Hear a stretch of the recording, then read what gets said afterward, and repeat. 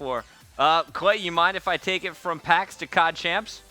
Go for it. All right, let's talk COD Champs. So, first of all, were you surprised that you made it back into the top 3 with Optic Gaming, or was this kind of a sure plan from the very start of that tournament?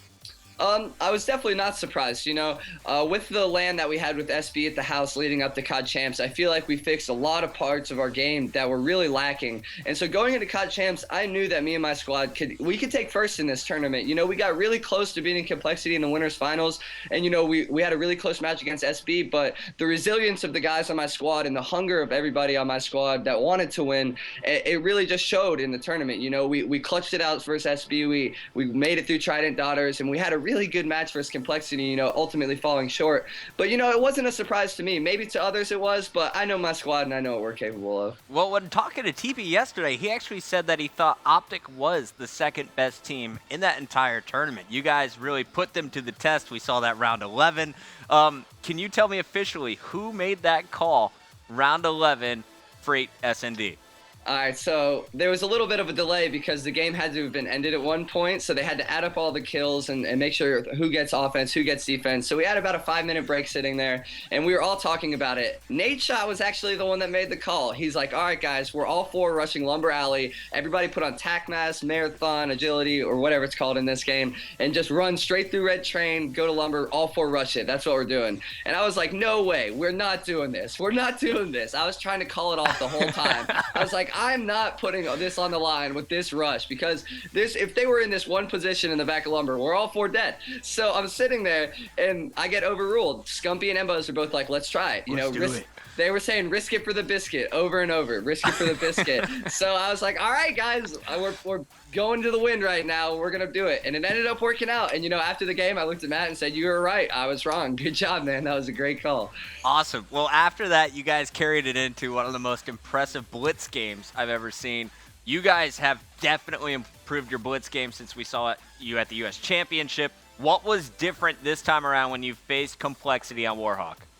Well, basically, like I said, the SB LAN that we had leading up to COD Championships, we practiced at Warhawk Blitz a lot. I think we played Warhawk Blitz more than any other game mode in the entire map list, and we really were just working out what we needed to do, how we needed to do it. And what it came down to is, since we have 2 objective-minded players in Embos and Nate Shot, they play that kind of sneaky role, sneaky beavers, you would say, running around the map, doing their thing. And I was trying to push up and play my normal AR role like I would in CTF, and they were like, hey, how about instead of doing this, you just sit in our base and never move out of our base? And I was like, that's kind of counterintuitive to how Call of Duty's normally been played, but right. I was like, you know what, I'll try it. I'll go for it, and we'll try it out and see how it works. And I ended up coming to find out that I'm really good at winning those one-on-one clutch gunfights in our base.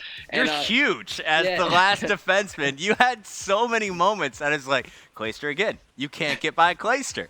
So exactly. What is the secret when you're that goalie? Because it's basically what that is now. You are the home protector. It's basically don't panic, because one of the big things to do, it's like, oh my gosh, I'm the last person in line of defense before they can get a cap and tie it or win it. I have to hit this shot. I have to win this gun battle to beat this guy.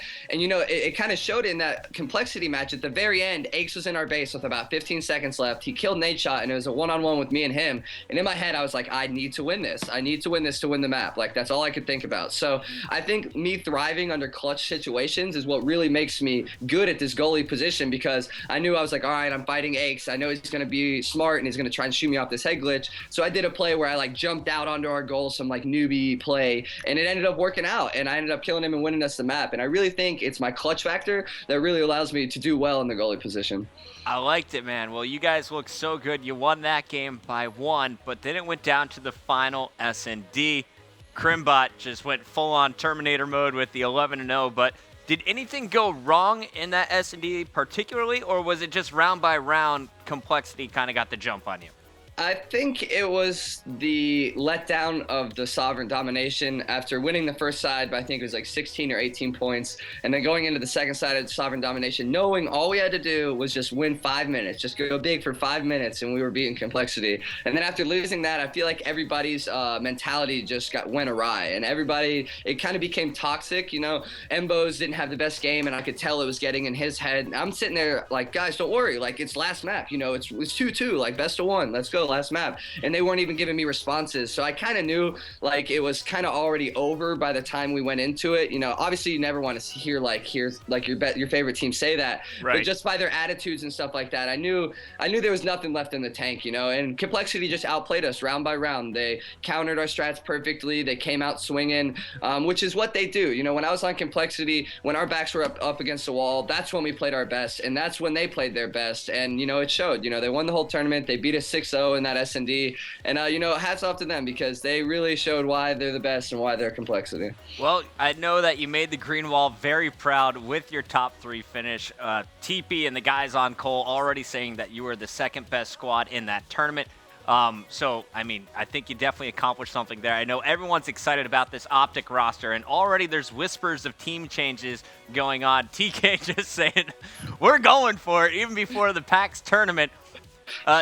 Do you see a lot of roster swapping, at least to the level that we saw right before CoD Championships? Is it going to be a little bit milder of a storm this time around? What are you expecting? It's all going to be dependent on that one person from a top 3 team that decides they have a better shot somewhere else. That's going to shake everything up. I think if the top 3 teams, us, Envy, and Complexity, stay together, I feel like it'll be a much milder storm, like you said, than before regionals, because before regionals, everybody's like, all right, well, we're trying this, we're trying this, we're trying this, and they're just like throwing players around and stuff. I mean, I was included in that. Right. So it's like, I understand the franticness, if that's even a word. We'll make it up. Yeah, we'll make it up. Before regionals, and I think now there's only a couple teams that are really disappointed in their placing, that aren't really comfortable with their 4 players. I feel like if you place in the top 6 at CoD Champs, it's just like small things that you can work and fix on as a team, and I feel like you should stick together. But it's like those other teams that are out of the mix, and them stealing players is what's going to shake it all up. So the player thievery is what's going to cause some issues. I have a feeling we're going to see some craziness in the next 2 weeks. Don't worry, though, guys. I am ready right here on the ESR. Well, Clay, I want you to give me your personal MVP from the tournament, because Anton, my producer, put together a top 5 list, and I got a lot of anger that, of course, no one complained about Crim6 and Aches being in that top 5, but they're a little bit upset that there wasn't a player from Envy on my list. Did you have a personal MVP? Who is the MVP of Optic? Let's start there.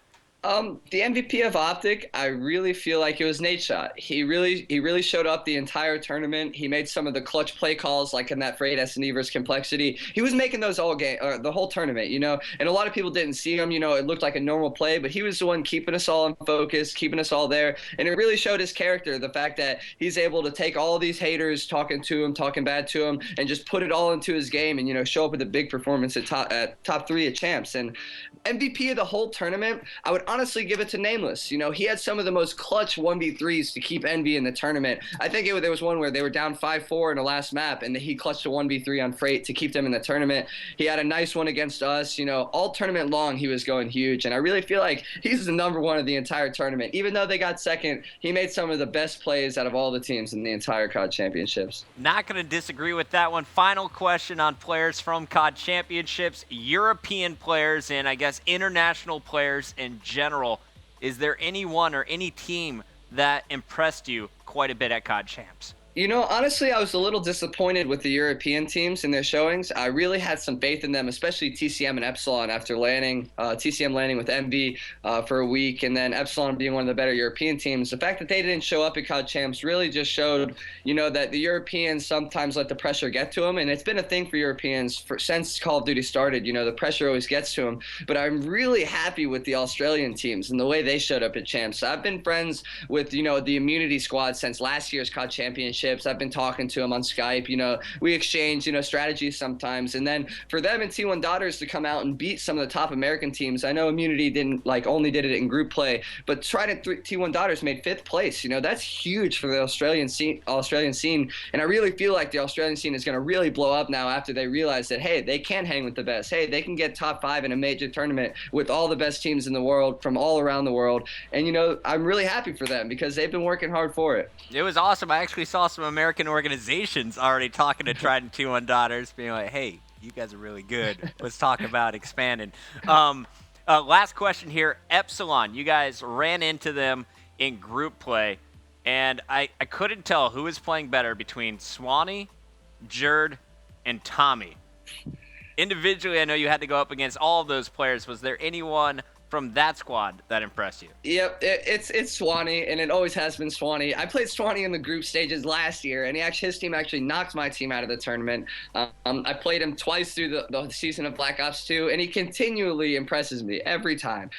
He just I think he went 18-5 on Freight Domination by sitting in the same spot the whole time. We knew where he was, we just couldn't outgun him. The guy's a monster. He constantly would be picking up the clutch 2-piece from long distance that his team needed to keep the lead going. And he constantly impresses me. I always have trouble going up against him, and I never have trouble going up against anybody. Even in the United States, I play against a good AR and Karma or Proofy or JCap, and it's always a hard-fought battle, 50-50, and then I go against Swanee, and he's beating me 80% of the time. I have no idea what it is, but that guy's good. He's a freak with that Remington, man. He is so gross. Well, Clay, I wanted to thank you again for coming on the show. So excited to have you in the booth at PAX.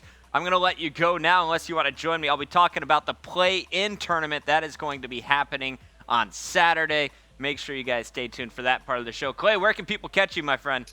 At Twitter, Optic Clayster 1C, at twitch.tv/Clayster, and also my MLG channel, mlg.tv/Clayster. Thanks for watching, guys. Absolutely. All right, guys, so we're going to take a quick commercial break. When we come back, I'll catch you up on everything that you might have missed from yesterday's show. We were talking about the play-in tournament. Of course, 10 teams, including Optic Gaming, will be moving into MLG CoD League Season 2. That also includes all of the top 6 that will be at PAX. However, we're expanding from 10 teams in Season 1 to 12 teams in Season 2. 16 teams will be competing tomorrow on our live broadcast to see which 2 will advance to join the other 10. Stay tuned. We'll talk about that and also some special stuff coming up from the FaZe Clan after this.